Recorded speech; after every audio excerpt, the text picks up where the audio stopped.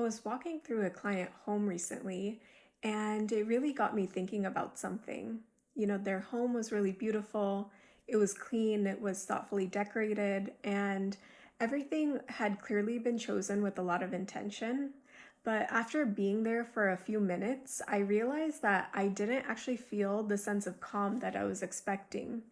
And as I walked through their home, I wasn't really asking myself, whether it was beautiful because it was obvious, but I was really paying attention to how it made me feel.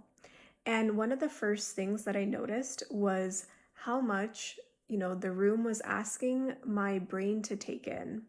Everywhere I looked, there was something kind of pulling my attention, and my eyes, and my attention kind of never really had a chance to rest. And this is something that I pay close attention to because our brains are constantly scanning our surroundings and deciding, what deserves our attention.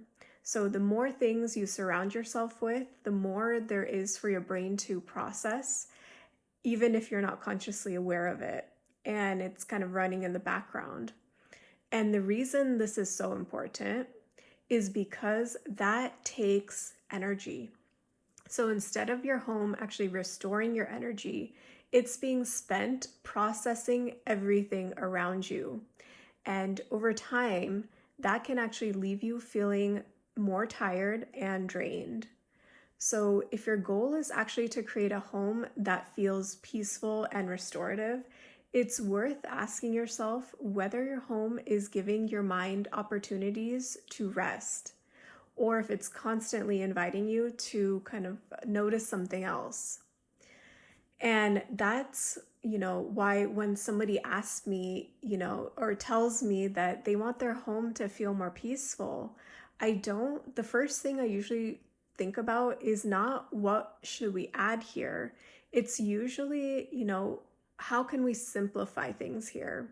Because every time, you remove something from your home, you actually create a little more space for your home to actually start to restore you and your energy.